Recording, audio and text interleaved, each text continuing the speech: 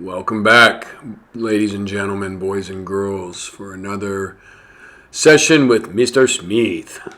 And I was watching a video by the YouTuber Anthony Spade. I want to give him a shout out.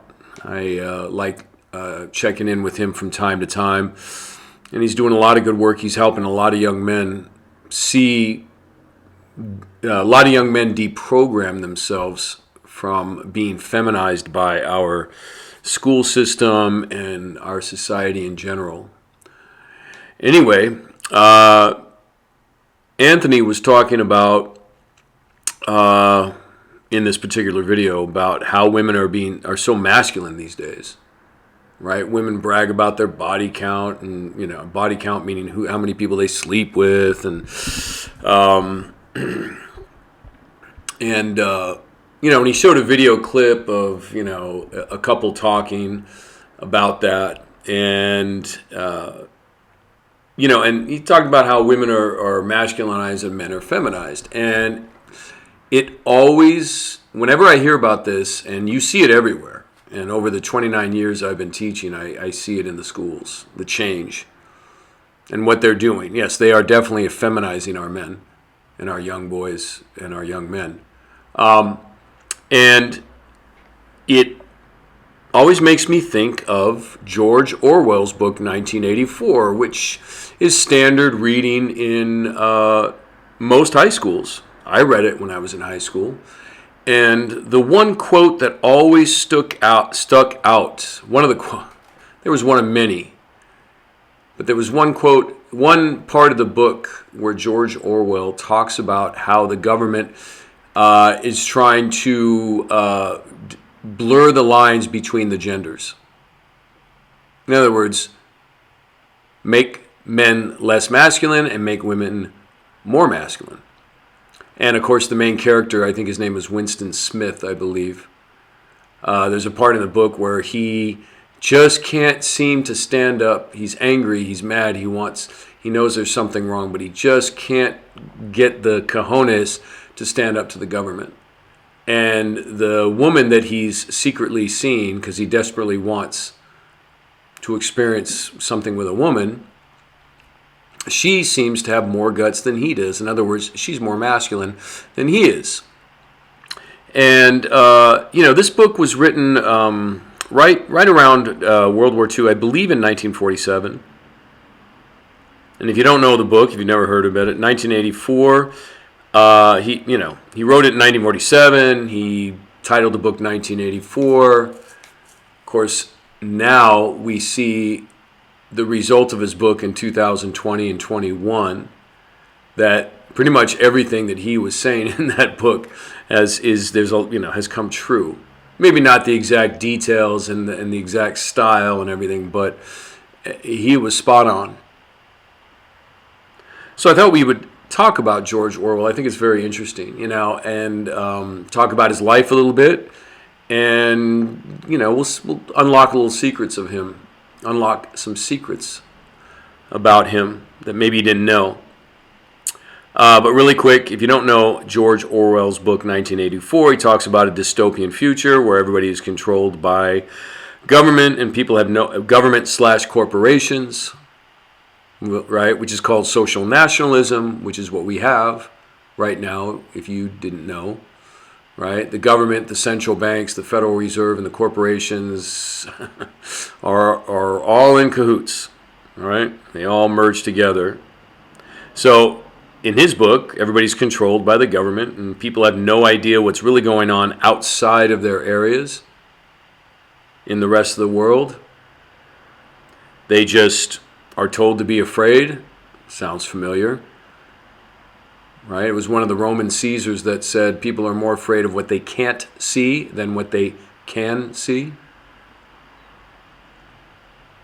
And we know that George Orwell was British. We know that the British government are descendants of the same people that started the Roman Empire.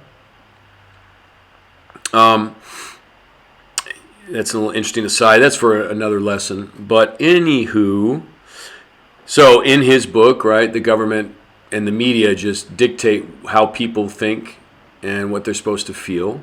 And in this book, and it's been a while since I read it, but in this book, right, they try to blur the lines between the genders. So exactly what Anthony Spade was talking about is that what's going on now, George Orwell wrote about in 1947.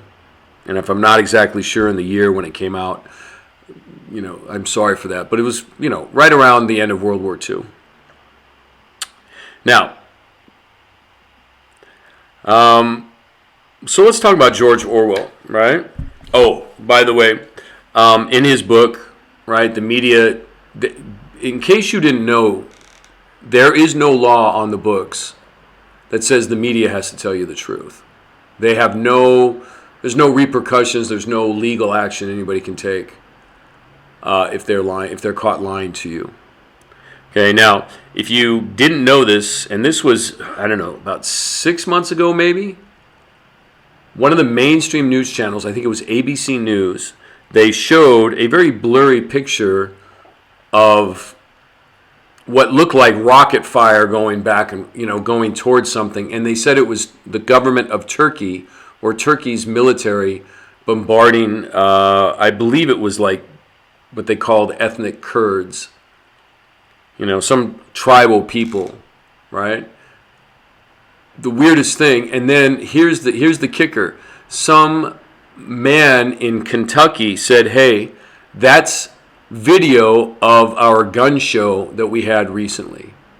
So ABC News was caught red-handed using blurry footage from a gun show in Kentucky and telling you that it was the Turkish government bombing and attacking some tribal people.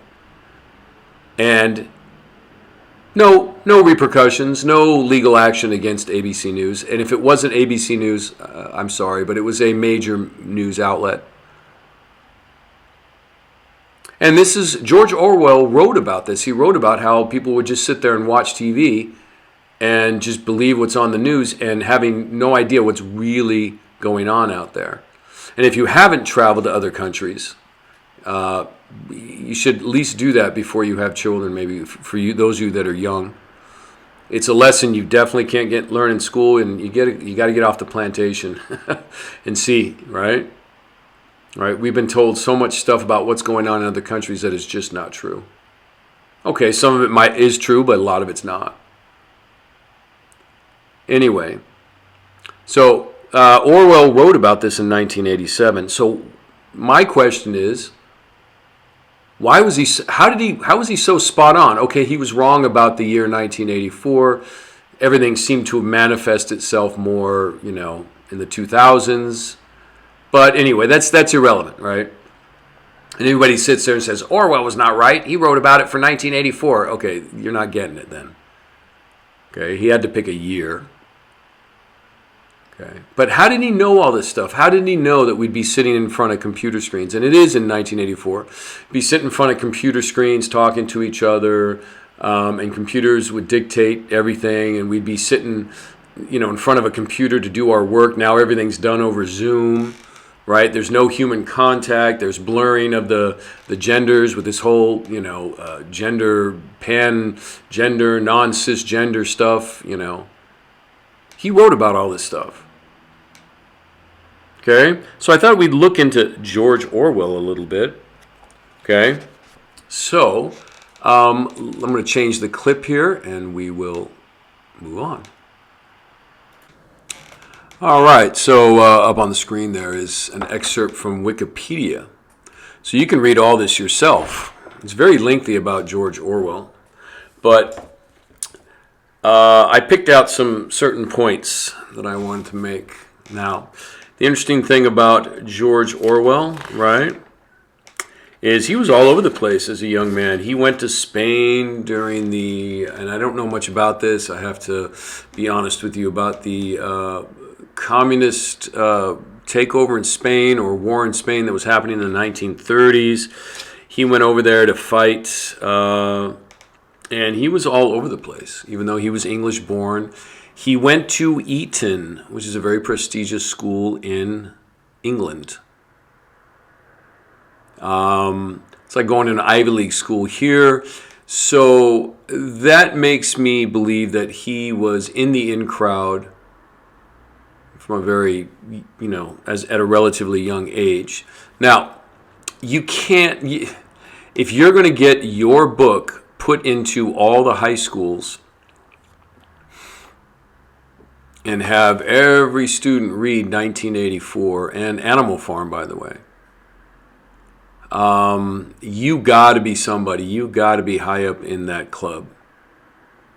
You can't just be some Joe Schmo and write a cool book and get it published and be put in the high school curriculum.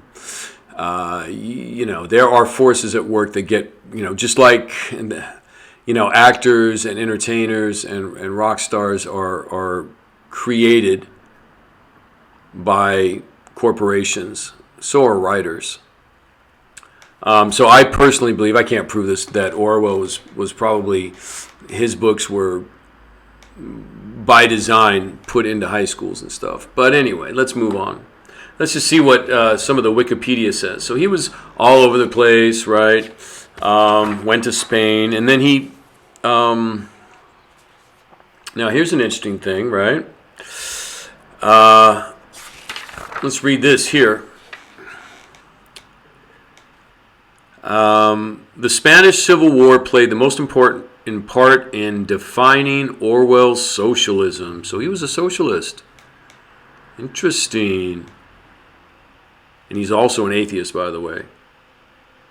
Right? This was in June of 1937. He talked about it. And he wrote, quote, "I have seen wonderful things and at last really believe in socialism," which I never did before.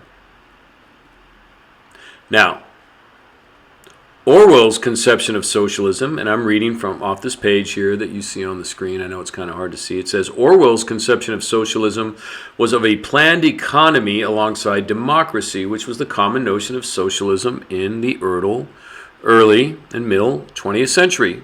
Orwell's emphasis on democracy primarily referred to a strong emphasis on civil liberties within a socialist economy as opposed to majoritarian rule. Though he was not necessarily opposed to majority rule, Orwell was a proponent of a federal socialist Europe, a position outlined in his 1947 essay Towards European Unity, which first appeared in the Partisan Review, blah, blah, blah, blah, blah. Quote, "The other crucial dimension to Orwell's socialism was his recognition that the Soviet Union was not socialist. Okay, unlike many on the left, instead of abandoning socialism once he discovered the full horror of Stalinist rule in the Soviet Union, Orwell abandoned the Soviet Union and instead remained a socialist. Indeed, he became more committed to the socialist cause than ever." Interesting. So Orwell was a socialist. Does that mean he didn't believe in free markets and people deciding what is best for their family and letting the government run you? Interesting. Interesting.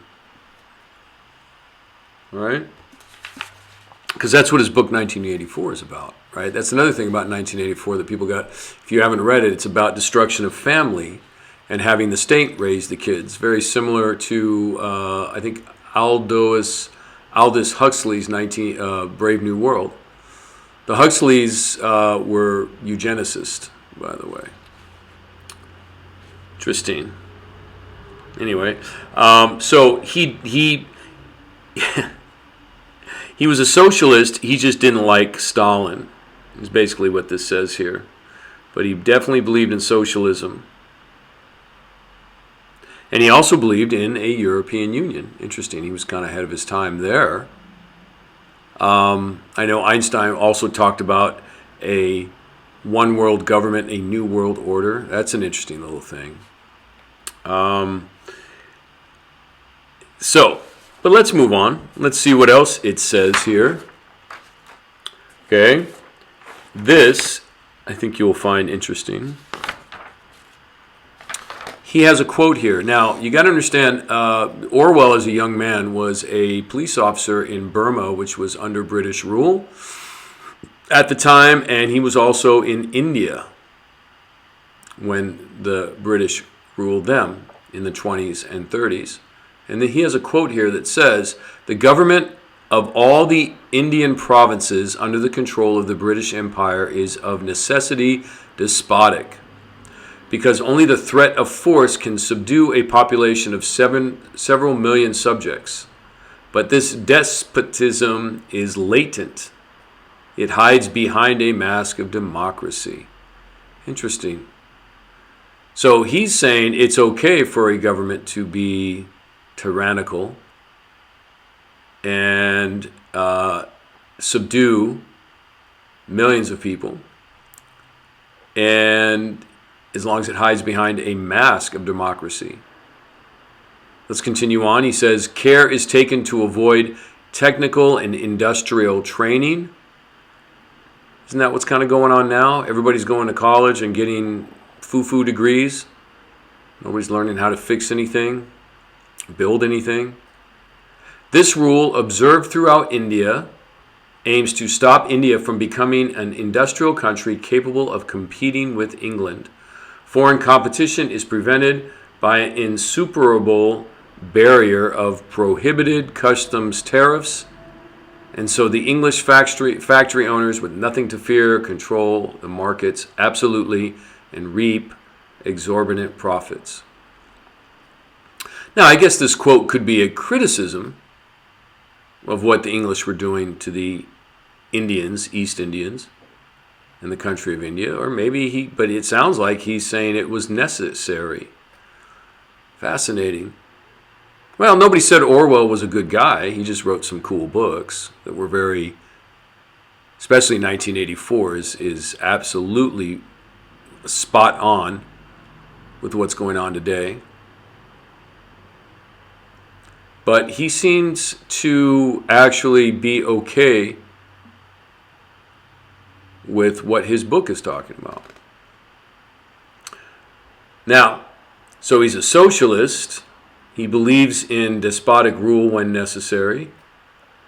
Let's see what else is said about him. Okay, here's a good one. And this is where we're getting good here. Okay. Orwell's wife Eileen started working in the censorship department of the Ministry of Information in central London. Okay, there's stuff here, and then it says, in May, the Orwells took lease of a flat in London at Dorset Chambers, Changford Street, Marylebone. It was the time of the Dunkirk evacuation, and the death of of Eileen's brother Lawrence caused her considerable grief. Okay. I didn't want to read that. Let's read this. Orwell was declared unfit. Okay. He shared Tom Winteringham's socialist vision for the Home Guard as a revolutionary people's militia. And during the Battle of Britain, World War II, he spent weekends with Warburg. I wonder if that's of the famous Warburg family. And his new Zionist friend, Tosco Fievel.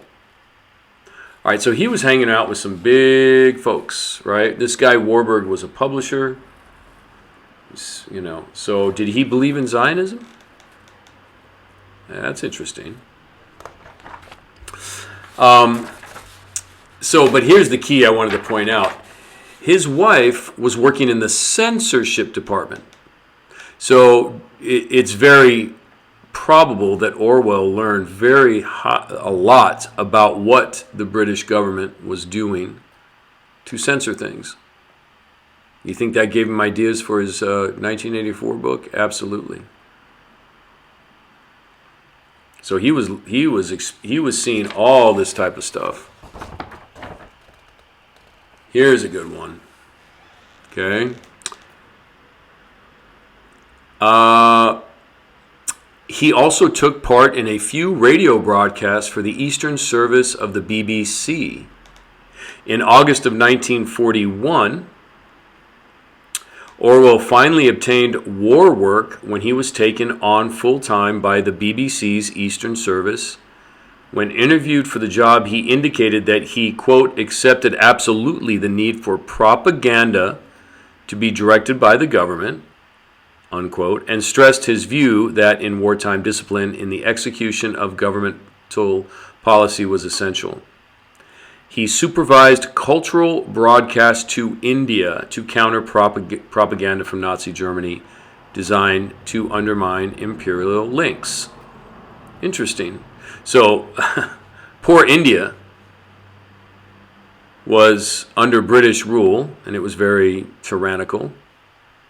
And the Nazis were trying to get India to rebel or undermine that rule. Well, India was between a rock and a hard place there. Interesting. But here's my point. Orwell supervised propaganda radio broadcast.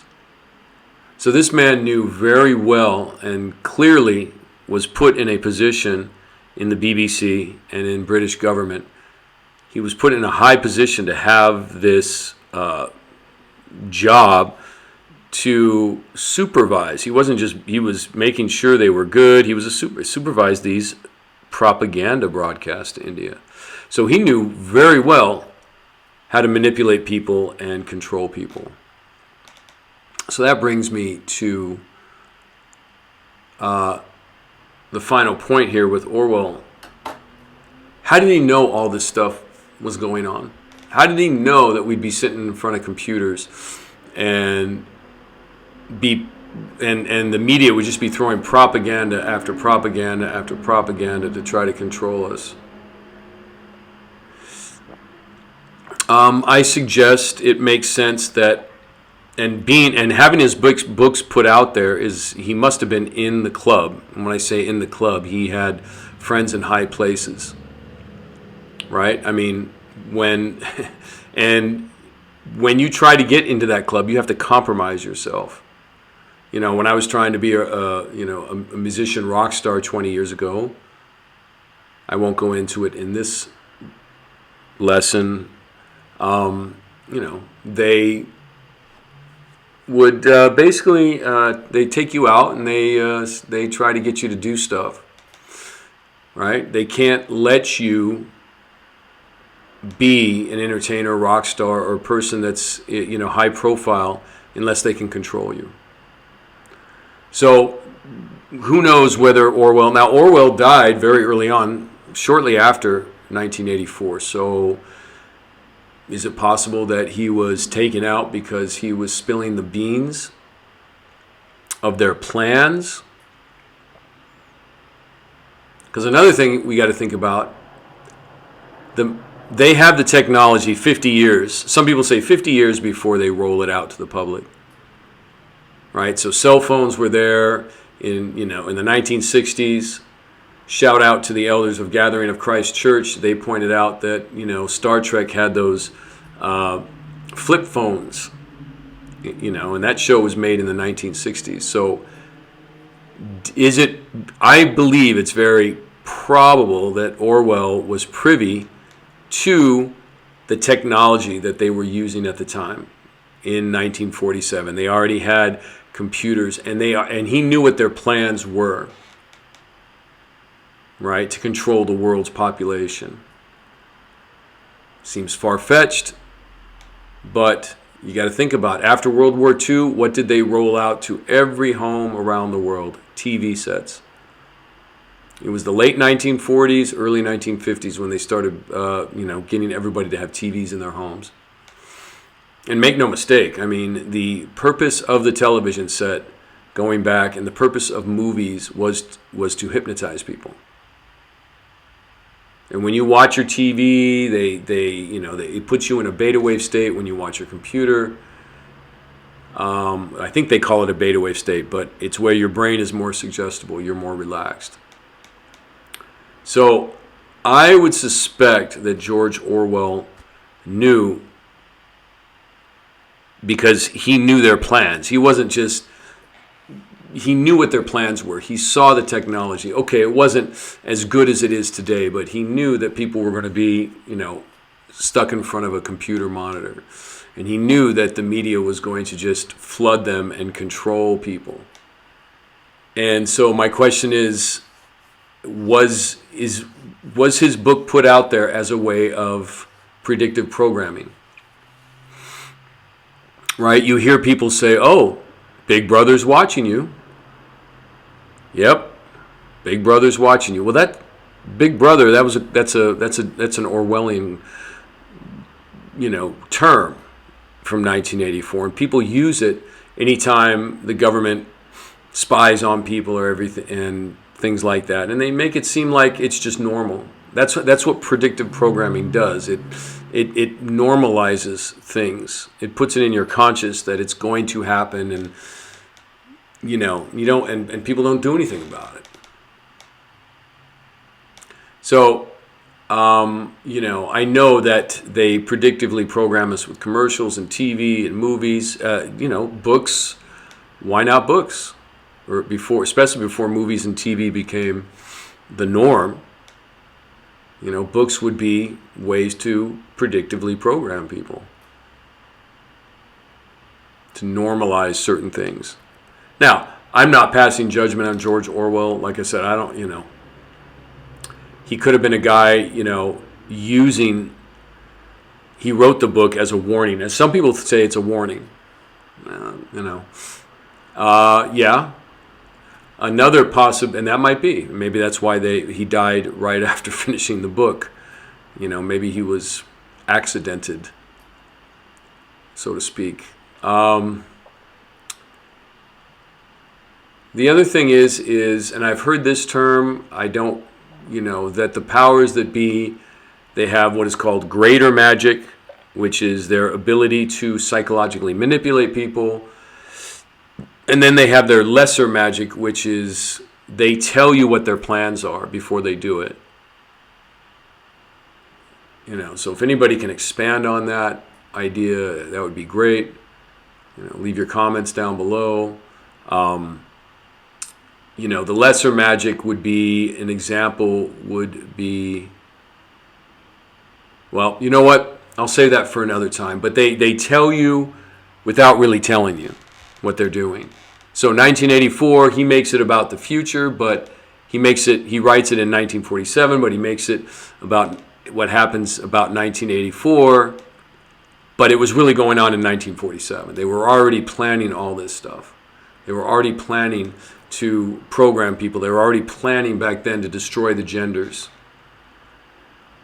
and to destroy family and have the state raise the kids. I mean, after all, this guy was a staunch socialist.